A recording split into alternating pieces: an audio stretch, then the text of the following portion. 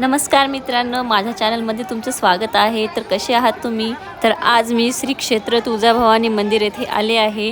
हे मंदिर देवी पार्वतीला समर्पित हिंदू मंदिर असून हे 51 शक्तिपीठांपैकी एक मानलं जातं। मराठा राज्याचे संस्थापक छत्रपती शिवाजी महाराजांची सुद्धा कुलदेवता व संपूर्ण भारताची कुलदेवी असा या देवीचा मोठा मान आहे। तर हे मंदिर भारतातील उस्मानाबाद जिल्ह्यातील तुळजापूर येथे तुळजाभवानी मंदिर आहे।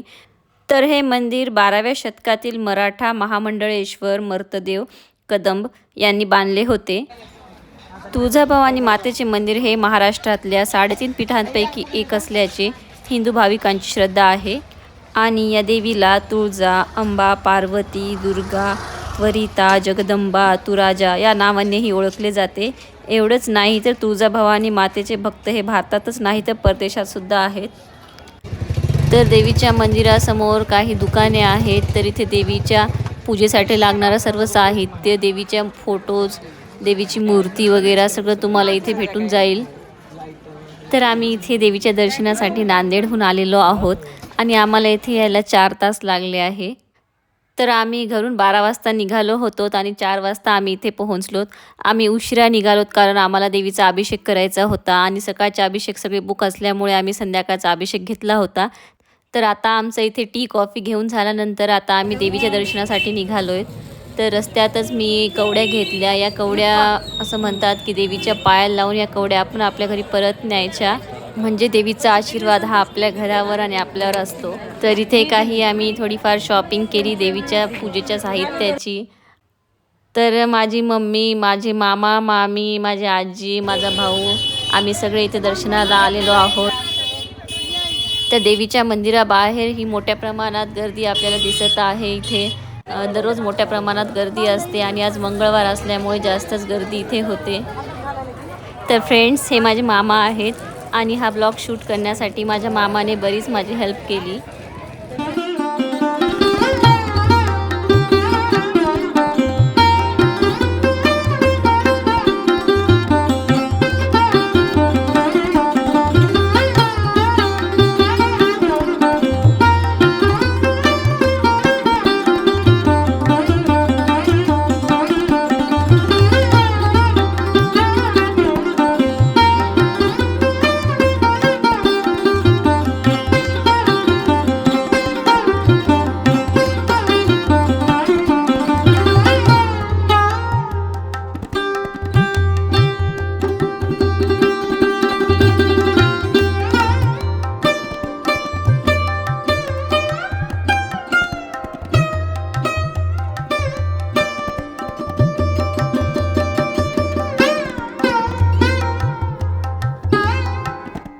तर चला आपण दर्शनासाठी आता जाऊया। तर हे मंदिराचं मुख्य द्वार आहे जिथून आपण मंदिरात एंट्री करणार आहोत।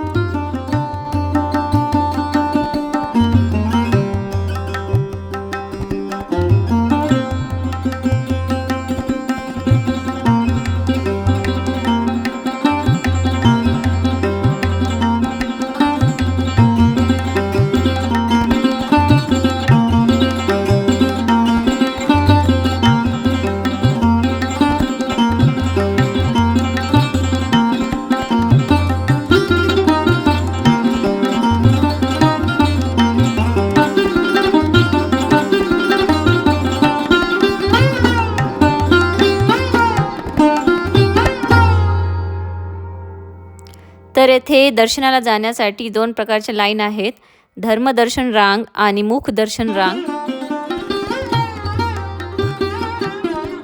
तर मंदिरात आल्यावर आपल्याला सर्वात प्रथम गौमुख तीर्थ दिसते।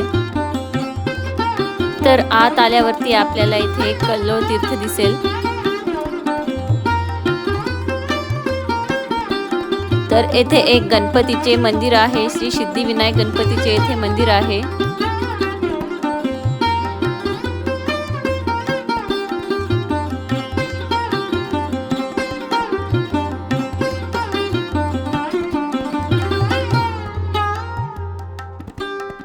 आत गेल्यावर आपल्याला सर्वप्रथम हा यज्ञ मंडप दिसतो आणि मातेचा कळस सुद्धा आपल्याला येथे दिसतो। तर सर्वप्रथम आपल्याला दर्शनाला जाण्यासाठी इथून रांगेत जावं लागेल। तर इथे आम्हाला अलंकार दर्शन घेण्यासाठी गुरुजी म्हणाले की 5 मिनिटात तुमचं अलंकार दर्शन होईल, त्यामुळे आम्ही त्यांच्यासोबत या लाईनमधून जात होतो. तर हे मंदिर सकाळी 4 वाजता उघडते आणि सकाळी 6 ते 10 मध्ये इथे देवीचे अभिषेक असतात आणि 10च्या नंतर एकदा धूप आरती होते आणि संध्याकाळी 6 ते 9 मध्ये इथे परत अभिषेक असतात. तर चला मग मी पटकन अलंकार दर्शन घेते आणि अलंकार दर्शन झाल्यावरती आम्हाला परत लाईनमध्ये थांबायचं अभिषेकसाठी.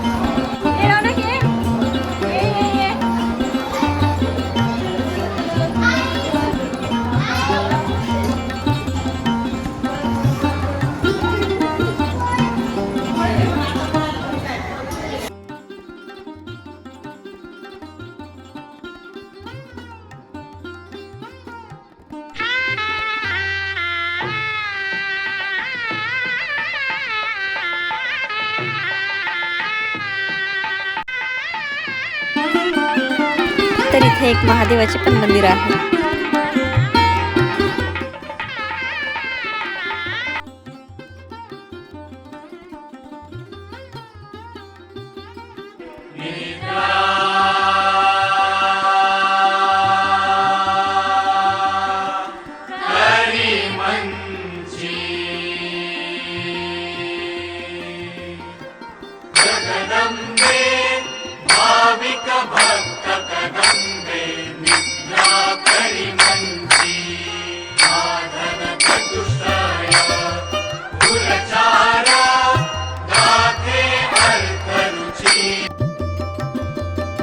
तर आमचं आता अलंकार दर्शन घेऊन झालं आहे आणि आता अभिषेक करण्यासाठी आम्ही लाईनमध्ये जात आहोत. तर आम्ही 6 वाजताच इथे लाईनमध्ये थांबलो होतो. तर आम्हाला कमीत कमी इथे 1-2 तास तरी लाईनमध्ये जातील. तोपर्यंत मी तुम्हाला काही देवीच्या गाभाऱ्याच्या मंदिराची माहिती सांगणार आहे, ते तुम्ही ऐका. आणि जर खरंच तुम्हाला माझा व्हिडिओ आवडला असेल तर नक्की माझ्या चॅनलला सबस्क्राईब करा, लाईक करा, शेअर करा.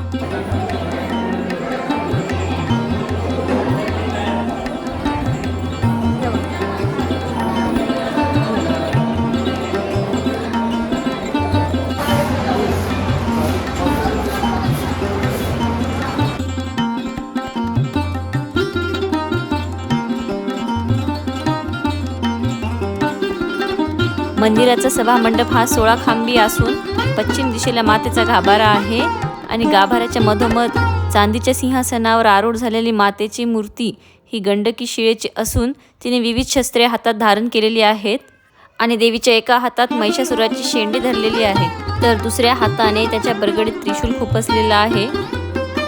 तर देवीचा उजवा पाय हा महिषासूर राक्षसावर दिसतो, तर डावा पाय जमिनीवर दिसतो आणि 2 पायामध्ये महिषासूर राक्षसाचे मस्तक आहे आणि उजव्या बाजूला सिंह दिसतो आणि समोरच पुराण सांगणारी मार्कंडेय ऋषीची मूर्ती दिसते.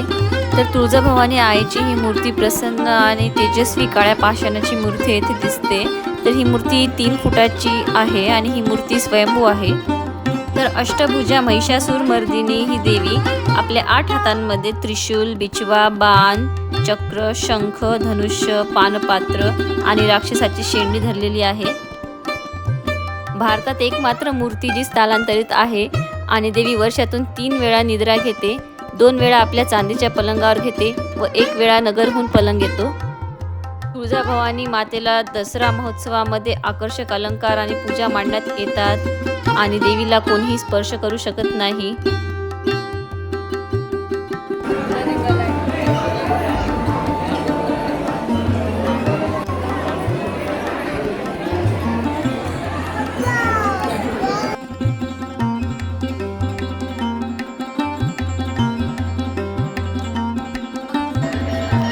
तर हा देवीच्या मंदिराचा कळस आहे आणि आता आम्ही देवीच्या भरपूर जवळ आलेलो आहोत.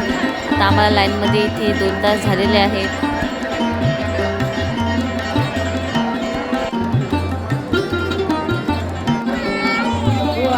रौनक पण इथे थोडा बोर झाला होता.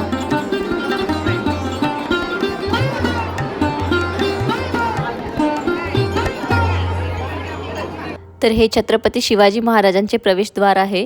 महाराज जेव्हा पण मंदिरात यायचे तेव्हा याच दरवाजाने यायचे. या देवीच्या आशीर्वादाने छत्रपती शिवाजी महाराजांना राज्य स्थापनेची प्रेरणा मिळाली होती आणि असं म्हणतात की देवीने महाराजांना दृष्टांत देऊन महाराष्ट्रावरील दुष्टचक्राचे निवारण करण्यासाठी भवानी तलवारसुद्धा दिली होती। आणि महाराज कुठलीही लढाई लढण्याला जाण्याच्या अगोदर सर्वात प्रथम देवीचा आशीर्वाद घेण्यासाठी मंदिरात यायचे।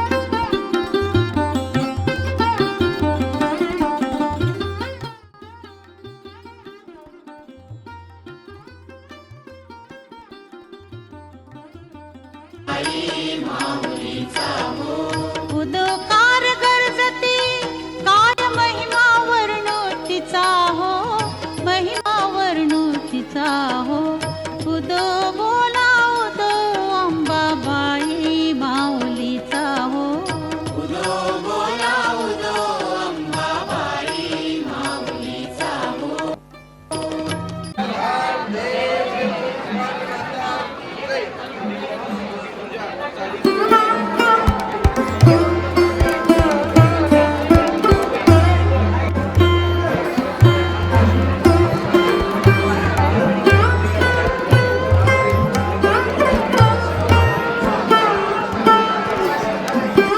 तर मंदिरात आलेल्या सर्वच भक्तांच्या मनामध्ये भक्तीचाच भाव दिसतो। तर संध्याकाळी सुद्धा देवीचं मंदिर एवढं शोभून दिसत होतं आणि इथलं वातावरण एवढं प्रसन्न वाटत होतं, खूपच छान वाटलं मला तर।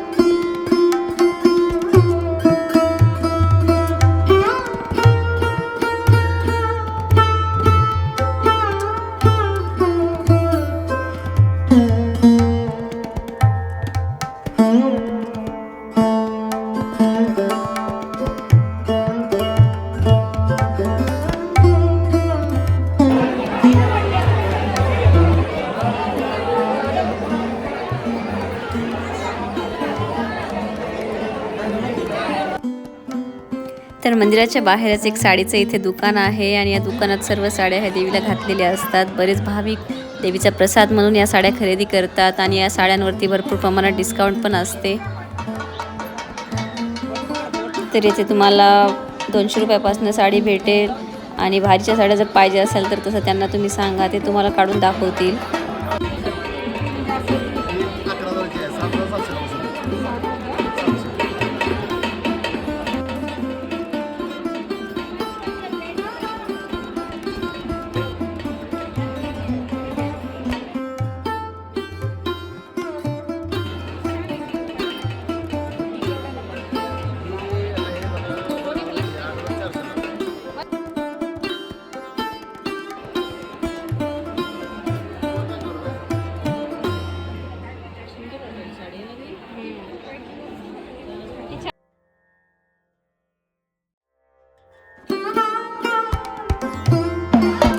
तर येथे गोंधळ पूजा पण केली जाते। बरेच नवविवाहित जोडे पण इथे देवीच्या दर्शनासाठी आणि गोंधळ करण्यासाठी येतात।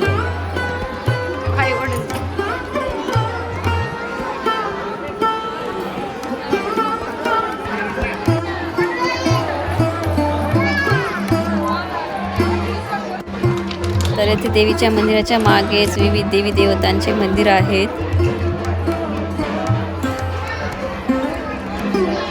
तर येथे चिंतामणी मंदिर आहे आणि येथे सकुनावती आहे। जर याच्यावरती आपण हात ठेवला आणि तो दगड जर उजव्या साईडला फिरला तर आपली इच्छा पूर्ण होणार आणि जर डाव्या साईडला फिरला तर आपली इच्छा पूर्ण नाही होणार, अशी इथे मान्यता आहे।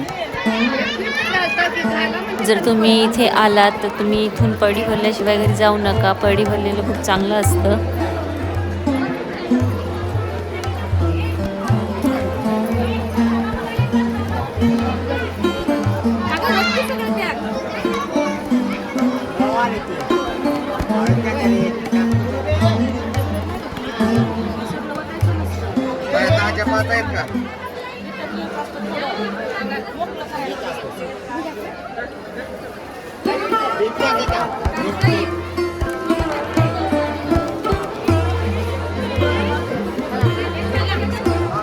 तर रात्री सुद्धा मंदिर खूप भव्य आणि सुंदर दिसत आहे। लाइटिंग लावल्यावरती तर खूपच शोभून दिसत आहे।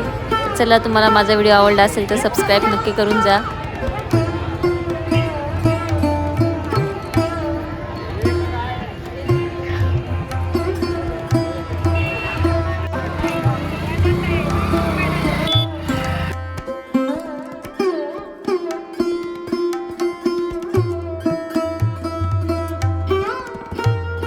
तर असेच नवनवीन व्हिडिओ खूप सारे माझ्या चॅनलवरती येणार आहेत, तर स्टे ट्यून. तर चला आता आपण भेटूया नेक्स्ट ब्लॉगमध्ये. तर तोपर्यंत बाय बाय.